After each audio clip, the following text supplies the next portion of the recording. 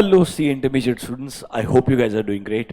बच्चों, in this short video, we'll try to give you a very good understanding कि अगर आपका regular या exam oriented batch for May 26 exam अगर खत्म हो चुका है, अब आपने अपना सेल्फ स्टडी का प्रोसेस कैसे शुरू करना चाहिए।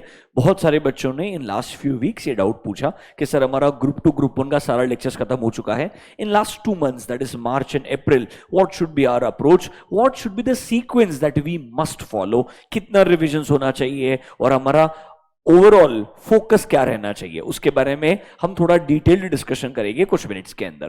देखो बच्चों, पहले मैं आपको एक लॉजिकल सीक्वेंस समझाता हूं जिस सीक्वेंस के अंदर आपका कवरेज भी फास्ट होगा and at the same time आपका जो रिवीजन का प्रोसेस है वो भी बहुत स्मूथ जाएगा। बिकॉज आई नो जब हमने रेगुलर लेक्चर्स या एग्जाम ओरिएंटेड लेक्चर्स अटेंड किया होगा, हमारा इनिशियल फोकस स्टैंडर्ड्स पे था, फिर हम चैप्टर्स के ऊपर गए थे, फिर बचे हुए standards and then the remaining chapters. उसी तरीके से इस बार pure exam point of view से मैंने एक सीक्वेंस बना करके दिया है। ये सीक्वेंस मुझे लगता है आपने स्ट्रिक्टली फॉलो करना चाहिए विदाउट फेल। इससे आपको कोई भी मेजर हर्डल्स नहीं आएंगे। हो सकता है बीच में एक आध चैप्टर में आपको लगे यार ये एक स्टैंडर्ड नहीं हो रहा है, it requires lot of understanding, थोड़ा समय ज्यादा जा रहा है, ये स्टैंडर्ड को मैं छोड़ दूं, that is okay. But overall जो आपका चैप्टर्स का सीक्वेंस है जो मैं आपको बताने जाऊंगा, आपने ये स्ट्रिक्टली फॉलो करना चाहिए without any fail.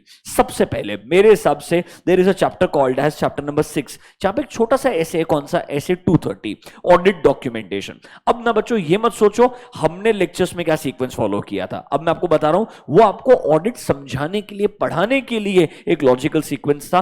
That was purely from introducing you to the new subject. अब आपको एग्जाम के हिसाब से पढ़ाई करना है। मुझे पता है चैप्टर नंबर 6 से आपको एक क्वेश्चन देखने को मिलेगा, छोटा सा ऐसे डॉक्यूमेंटेशन वाला, स्टार्ट टू एंड पूरा ऐसे पढ़ो, सोचो उसके ऊपर क्या क्या क्वेश्चन आ सकते हैं। इमीडिएटली Q&A बुक के अंदर जाओ, मैंने उसके अंदर आपको एक सेपरेट पीडीएफ में लिस्ट ऑफ इंपॉर्टेंट क्वेश्चंस भी दिया हुआ है। घबराइए मत, इस वीडियो के साथ में सारे रिसोर्सेस का गूगल ड्राइव का एक लिंक मिल जाएगा आपको, जहां पर आपको ये पीडीएफ जो मैं डिस्कस कर रहा हूं वो मिलेगा, list of important topics for May exam मिल जाएगा आपको, फिर आपको लिस्ट ऑफ इंपॉर्टेंट क्वेश्चंस जो Q&A बुक से रेफर करना चाहिए वो मिलेगा, हमारा अपडेटेड Q&A बुक का जो पीडीएफ है वो मिल जाएगा, अपडेटेड एमसीक्यू बुक का जो पीडीएफ है वो मिल जाएगा, everything at one single location. इस वीडियो के डिस्क्रिप्शन में आपको ड्राइव का एक लिंक मिलेगा फ्री रिसोर्सेज का, वहां पर आपको ये सब मिल जाएगा। घबराने का कोई जरूरत नहीं है, जो बोलता हूं वो सुनिएगा। तो सर सबसे पहले आप शुरुआत करो डॉक्यूमेंटेशन वाला जो ऐसे 230 जो हमारा चैप्टर नंबर 6 में होता है, पूरा डिटेल में पढ़ो। बिकॉज ऐसे जो है, जैसे 230 हो गया, 300 हो गया, अब यहां पर डेडिकेटेड 1-2 क्वेश्चन एग्जाम में आना ही है। क्यों? उस चैप्टर का वेटेज है और उस चैप्टर में एक ही ऐसे, तो यहां हमें गलती बिल्कुल नहीं करनी है, पूरा ऐसे पढ़ना है। इंपॉर्टेंट क्वेश्चन आंसर जो मैंने मार्क करवा के दिए हैं आपको Q&A बुक के अंदर, उन्हें गो थ्रू करना है, थोड़ा सा 1-2 क्वेश्चंस को प्रैक्टिस करना है और आगे बढ़ना है। ऐसे ही आप चैप्टर 6 होने के बाद जाएंगे चैप्टर नंबर 8 के ऊपर। ये हमारा पूरा 700 सीरीज है। अब यहां पे ऐसे 700 हो गया, 701 हो गया, 705 हो गया, 706 हो गया, 710 हो गया, 299 हो गया। आइडियली आप मुझे पूछेंगे एग्जाम के हिसाब से 701, 705, 706 ये 3 बहुत क्रिटिकल है। बट क्या होता है ना, एक आध क्वेश्चन कभी कभी 700 पे आ जाता है, एक आध क्वेश्चन कभी कभी 299 पे आ जाता है। क्रिटिकल 701, 705, 706 है, पर जब पढ़ने जाओगे तो पूरे चैप्टर के सारे स्टैंडर्ड्स एक साथ ही कवर कर लेने चाहिए, इंपॉर्टेंट वाले, ऐसा मुझे लगता है। इसके बाद में आपने आ जाना चाहिए चैप्टर नंबर 2 के ऊपर। ये थोड़ा सा डेंजरस चैप्टर है एक ही स्टैंडर्ड, बट 300 बहुत वास्ट है, समय लगे तो देना। यहां पे आपको ऑलमोस्ट 2 क्वेश्चंस देखने को मिलेंगे पूरा स्टार्ट टू एंड। नोटबुक में मैंने आपको जिस सीक्वेंस में 300 पूरा पढ़ाया था उसी सीक्वेंस से पढ़ना। देखो चैप्टर वाइज चैप्टर ऐसे का सीक्वेंस क्या फॉलो करना है यहां लिख के दिया है, उस ऐसे में क्या सीक्वेंस में पढ़ना है प्रॉपर नोटबुक में रेगुलर और ईओबी बैच के अंदर हैंड रिटन नोट्स बनवा के दिए फॉर ऑल स्टैंडर्ड्स। स्ट्रिक्टली वो फॉलो करो, Q&A बुक को रेफर करो, कोई दिक्कत नहीं होगा आपको। Trust the process and according to me you will not have any challenge at all. उसके बाद में थोड़ा स्टैंडर्ड्स करने के बाद चैप्टर्स का मिक्सचर लेके आना चाहिए। और मैं हमेशा बोलता हूं chapter 1 and 11 are easy chapters, dedicated weightage है, मतलब 1 के ऊपर 1 क्वेश्चन और 11 पे 2 क्वेश्चन, ऑलमोस्ट देखने को मिलता ही है। 1 में क्या है ना, थोड़ा इंट्रोडक्शन वाला कॉन्सेप्ट है, ऑडिट का स्कोप क्या है, ऑडिट के स्कोप में क्या इंक्लूडेड है, क्या इंक्लूडेड नहीं है। फिर आता है ऑडिट वर्सेस रिव्यू कॉन्सेप्ट क्या है, एंगेजमेंट स्टैंडर्ड्स में एसेस के अलावा कौन से स्टैंडर्ड्स है, वो सब चैप्टर नंबर 1 में आएगा। वो सब बढ़िया से गो थ्रू करना चाहिए। इंपॉर्टेंट क्वेश्चंस का लिस्ट आपको दिया हुआ है उस पीडीएफ के अंदर, वो आपने प्रैक्टिस करना चाहिए। फिर after 1 you go to chapter number 11। 11 में क्या है, थोड़ा मिसलिनियस कॉन्सेप्ट्स है, जैसे इंडिपेंडेंस क्या है, थ्रेड्स टू इंडिपेंडेंस क्या है, फंडामेंटल प्रिंसिपल्स क्या है, और 3 स्टैंडर्ड भी है, 210, 220 एंड SQC1। ये आपने सब कुछ एक साथ में कवर करना है, क्योंकि ऑलमोस्ट मान के चलिए इन तीनों स्टैंडर्ड में से एक क्वेश्चन आना ही है। और जो आपका जनरल कॉन्सेप्ट है, independence, threats to independence and all, वहां से एक क्वेश्चन आना ही आना है। तो इस तरीके से पूरा 11 कवर करोगे, तब जाके वो प्रॉपर 8-10 मार्क का वेटेज क्या होगा, कवर होगा। यहां तक आते आते आपको रियलाइज होगा आपने बहुत सारे स्टैंडर्ड्स भी कवर कर लिए और चैप्टर 1 एंड 11 को भी क्या कर लिया, कवर कर लिया। ऑनेस्टली स्पीकिंग आपका 6 हो जाएगा कंप्लीट, 8 मेजर पार्ट कंप्लीट हो जाएगा, 2 कंप्लीट हो जाएगा, 1 हो जाएगा, 11 हो जाएगा। मतलब आपको रियलाइज भी नहीं होगा, एकदम स्मूथली आपके 5 इंपॉर्टेंट चैप्टर कंप्लीट हो जाएंगे। अब देखो इसके बाद में ना, before you hit big chapters, कुछ स्टैंडर्ड्स और आप कवर कर सकते हो जो आसान है। जैसे कि हमारा 500 हो गया, 505 हो गया, हमारा इनिशियल ऑडिट एंगेजमेंट वाला 510 हो गया। These 4 are easy standards. Chapter 4 के अंदर ऑलमोस्ट इन चारों में से एक आध क्वेश्चन आपको पक्का देखने को मिलता है। तो पहले ये खत्म कर लो, फिर इसके बाद में चले जाओ 560, 570, 580 के ऊपर। अब इन तीनों में से नॉर्मली एक क्वेश्चन आता है, एंड 260, 265, 450 में से एक क्वेश्चन आता है। ऐसा कॉम्बिनेशन है। प्रॉब्लम ये, हमें तो 6 के 6 स्टैंडर्ड पढ़ने पड़ेंगे। नोटबुक में सारे स्टैंडर्ड को बराबर से पढ़ा करके समराइज करवा के दिया है, ऑल इंपॉर्टेंट क्वेश्चन डिस्कस किए। यहां तक आते आते आप रियलाइज करेंगे आपका इंपॉर्टेंट स्टैंडर्ड्स थे, सारा स्टैंडर्ड्स कवर नहीं हुआ। 520 नहीं कवर हुआ इसमें, 530 कवर नहीं हुआ इसमें, 550 कवर नहीं हुआ, 600 कवर, पर वो एग्जाम के लिए है ही बहुत critical, come, they very less critical. तो जो सबसे क्रिटिकल स्टैंडर्ड्स है आपके, वो यहां तक कवर हो जाएंगे, एंड जो इंपॉर्टेंट चैप्टर 1 एंड 11 है वो भी यहां तक कवर हो जाएंगे। यहां तक आते आप रियलाइज करेंगे ऑलमोस्ट आपका एक बार के लिए 7 चैप्टर्स कंप्लीट हो चुका है। यहां तक आने के बाद मुझे लगता है अपने आप को थोड़ा सा ऑडिट से मे बी 1-2 दिन के लिए ब्रेक दें, दूसरे सब्जेक्ट्स को रेफर करते जाएं, और फिर एक फ्रेश शुरुआत करें चैप्टर्स के साथ। अब आता है चैप्टर 5, 9 एंड 10। डेंजरस चैप्टर्स है, अप्रोच बहुत इंपॉर्टेंट है। मैंने इन तीनों चैप्टर्स को लेकर के प्रॉपर, अगर आपको पता है यूट्यूब पे जो अपना रिवीजन का प्लेलिस्ट है जिसमें मैराथन भी है, रिवीजन सेशंस भी है, डेडिकेटेड चैप्टर नंबर 5 के ऊपर, चैप्टर नंबर 9 के ऊपर एंड चैप्टर नंबर 10 के ऊपर मैराथन के अंदर भी डिस्कशन किया है जहां पे 5 एंड 9 कवर हुआ है, एंड सेपरेटली रिवीजन सेशंस भी बना के दिए हैं on chapter number 5 and chapter number 9। मतलब आप जब यहां पे आएंगे आप रियलाइज करेंगे चैप्टर नंबर 5 के ऊपर प्रॉपर डेडिकेटेड 3 रिवीजन लेक्चर है, 9 के लिए प्रॉपर डेडिकेटेड 2 रिवीजन लेक्चर है, 10 के लिए मल्टीपल पार्ट्स बना करके दिए हैं। अगर आपको स्ट्रगल हो रहा है खुद से पढ़ते हुए तो आप ये रिवीजन लेक्चर सामने रखें और फिर पढ़ना शुरू करें। देखो आपको स्ट्रगल हो सकता है इन 3 चैप्टर के ऊपर, 5, 9 एंड 10 के ऊपर। Other than that standards and all के लिए आपको नॉर्मली लेक्चर्स का जरूरत ही नहीं पड़ेगा, आप स्मूथली खुद खत्म करते जाएंगे, और जितने जल्दी खुद खत्म करेंगे ना कॉन्फिडेंस ज्यादा आएगा। Yes, in any standard you get stuck, revision session की प्लेलिस्ट है, वहां जाओगे आपको ऑलमोस्ट हर इंपॉर्टेंट स्टैंडर्ड का वहां पे रिवीजन पार्ट मिल ही जाएगा। जो 2-4 मिसिंग है ना, घबराने का जरूरत नहीं है, अगले 15-20 दिन के अंदर अंदर जो बचे हुए मिसिंग स्टैंडर्ड्स भी है मैं वहां पर भी वो प्लेलिस्ट के अंदर ऐड कर दूंगा। मतलब मान के चलिए any essay you get stuck with and you go to the playlist, you will find a solution. Trust my words, 100% ऐसा होगा। यहां तक आते आते अगर आप मुझे पूछेंगे टेक्निकली आपका सिलेबस खत्म ही हो चुका है, 90% सिलेबस तो यही खत्म हो गया है, बट समय लगेगा। 5, 9 एंड 10 पे समय लगता है, 5 एंड 9 स्पेसिफिकली ज्यादा समय लगता है, पर 5 एंड 9 का कंबाइंड वेटेज ना 20 मार्क का है, तो आप यहां पे कुछ डिस्काउंटिंग नहीं कर सकते हो। मेहनत से जो स्ट्रेटजी से मैंने आपको पढ़ाया है, जो स्ट्रेटजी से मैंने आपको गाइडेंस दिया है, वो सेम स्ट्रेटजी फॉलो करना। 5 एंड 9 में इफ यू गेट स्टक, घबराना मत, मैं chapter wise list of important topics her attempt के लिए देता हूं। मैं अटेम्प्ट के लिए भी वो लिस्ट ऑफ इंपॉर्टेंट टॉपिक आपको जो बोला ना, एक गूगल ड्राइव के ऊपर फोल्डर पे, इवन टेलीग्राम चैनल पे, हर जगह पे I posted at so many places कि बच्चा अगर रैंडमली टेलीग्राम पे भी जाए तो उसको मिल जाए, वो अगर हमारे लेट्स से सॉफ्टवेयर के अंदर जा रहा है जहां रिकॉर्डेड लेक्चर्स थे वहां पर भी उसको एक्सेस मिल जाएगा। मैं इस वीडियो के डिस्क्रिप्शन के अंदर भी वो ड्राइव का लिंक दे दूंगा जहां पर आपको उन सब चीजों का एक ही जगह पे एक्सेस मिलेगा। घबराने का जरूरत नहीं है। Any chapter you get stuck to, list of important topic में जाओ, वहां जितना जितना लिखा है उतना आप बेर मिनिमम कवर कर लो, according to me you will feel comfortable. यहां तक आने के बाद चैप्टर 3 में बहुत वास्ट चैप्टर है, शुरुआत करो ऑटोमेटेड एनवायरनमेंट के साथ में। वहां पर एक क्वेश्चन पक्का देखने को मिलता है, गिने चुने 7-8 क्वेश्चन है, उसमें से एक आध रिपीट होते रहता है, बहुत ही आसान है, पहले वो कवर कर लेना। फिर जाना नोटबुक में जो पूरा 315 लिखाया था, 315 में ऑडिट रिस्क कॉन्सेप्ट पढ़ाया था, रिस्क असेसमेंट प्रोसीजर पढ़ाया था, वो पूरा गो थ्रू करना चाहिए। एंड इसके बाद में अगर आपको लग रहा है अब समय बचा हुआ है तो आप रिमेनिंग एसेस को कवर करें, चैप्टर 3 का इंटरनल कंट्रोल वाला पार्ट कवर करें। अगर नहीं है समय तो आप एक बार के लिए यहां पर भी पॉज ले सकते हैं। आपका पहला रिवीजन यहां तक भी कंप्लीट हो गया तो आपका मान के चलिए 95% सिलेबस कवर हो गया है, क्योंकि लॉ पढ़ते पढ़ते 143 ऑलरेडी कवर हो जाएगा, अकाउंट्स पढ़ते पढ़ते शेड्यूल 3 का डिस्क्लोजर रिक्वायरमेंट कवर हो जाएगा, कारो वाला पार्ट जरूर आपको सेपरेटली 1-2-4 घंटे डिवोट करके कवर करना पड़ेगा। This should be your sequence जो आपने फॉलो करना चाहिए।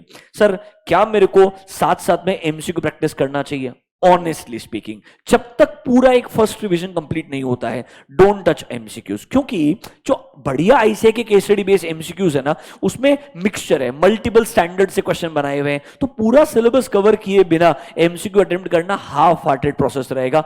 ट्रस्ट मी, मैं बार बार क्लास में भी आपको बोलता हूं, आप कितने एमसीक्यू प्रैक्टिस करते हो उससे कोई फर्क नहीं पड़ता है।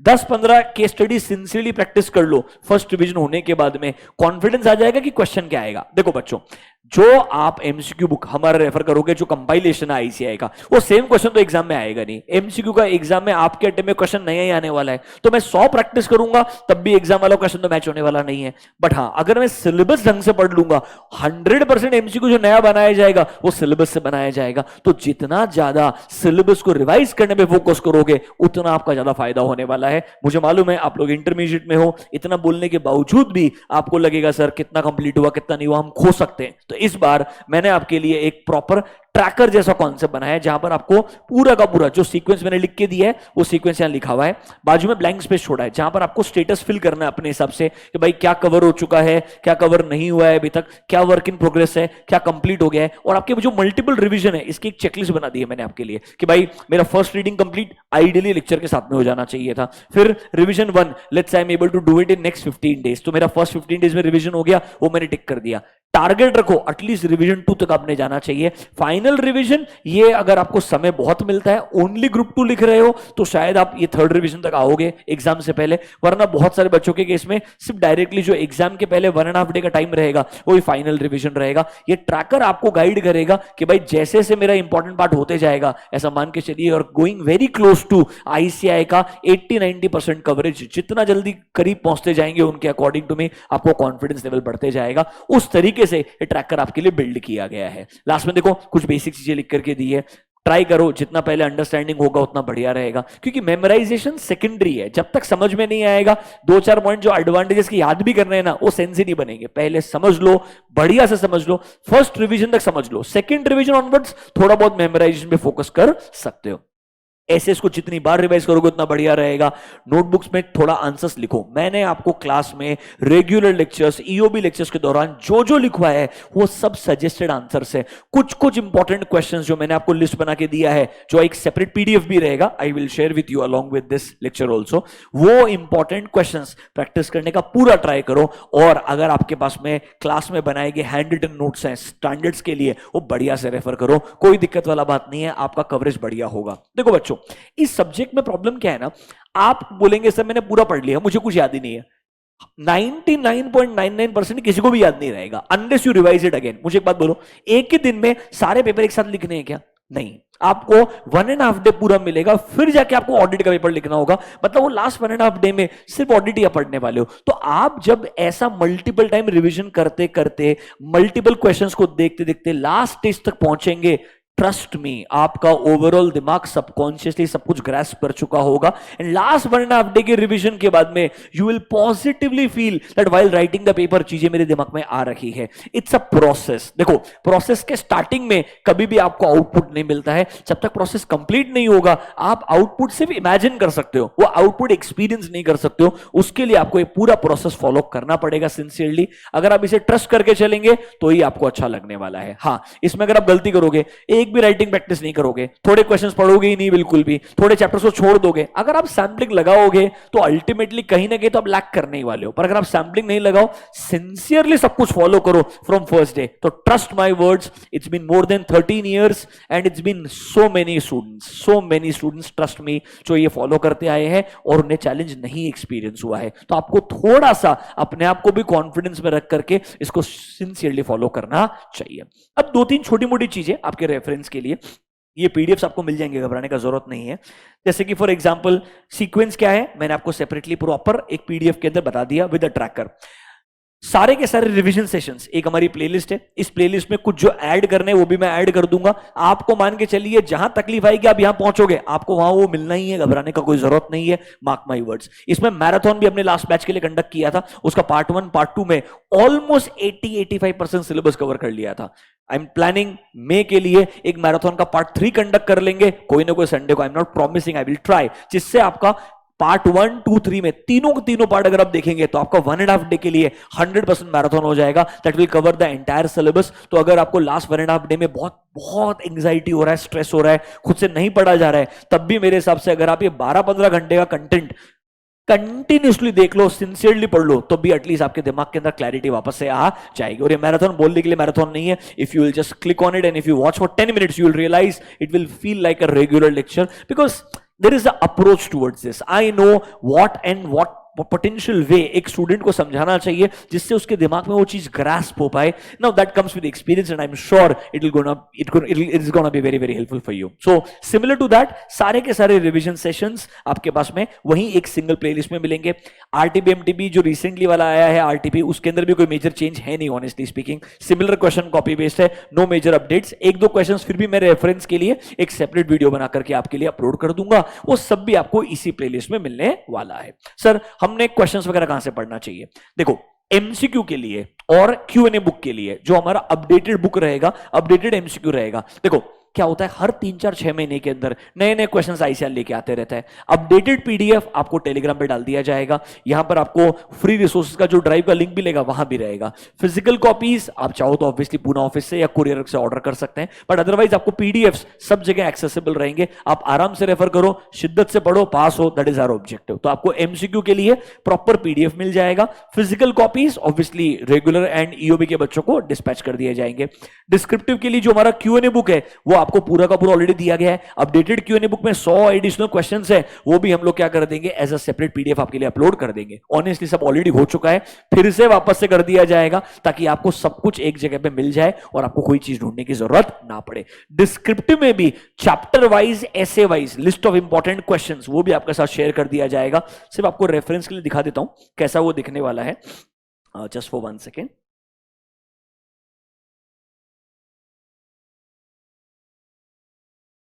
List of important questions.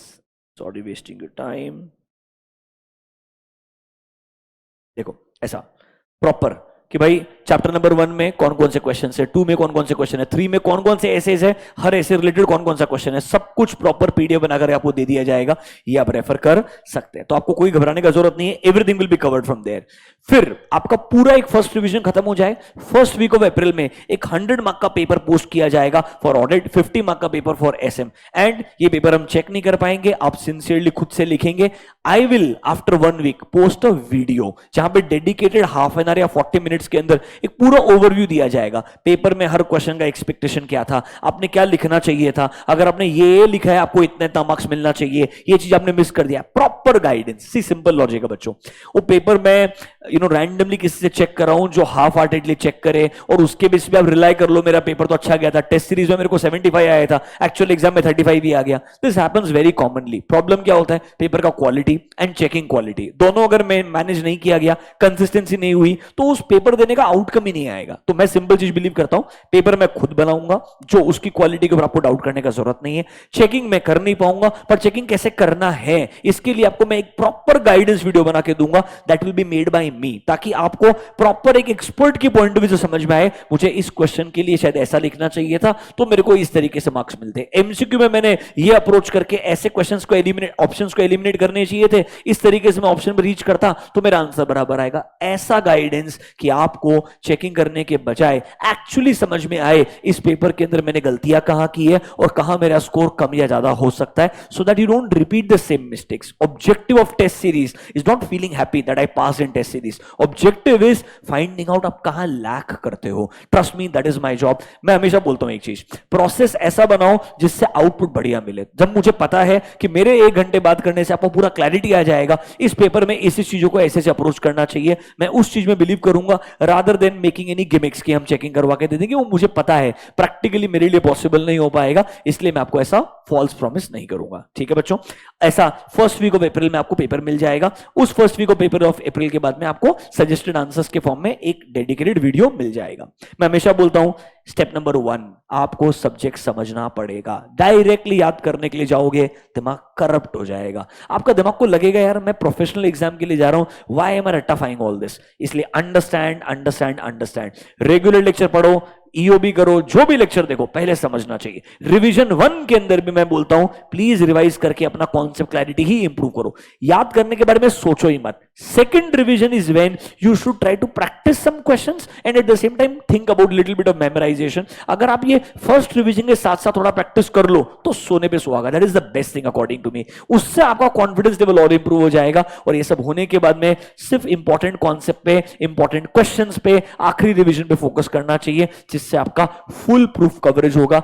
This subject is all about telling yourself again and again कि भाई मेरे दिमाग को बार बार लगते रहेगा याद आएगा नहीं आएगा. ये सोचते सोचते आप समय बर्बाद कर दोगे, अपने आप को डीमोटिवेट करोगे. Do not doubt yourself. Don't doubt yourself. If you're following the process, you trust the process, trust yourself, stay confident, and I'm sure you'll do well.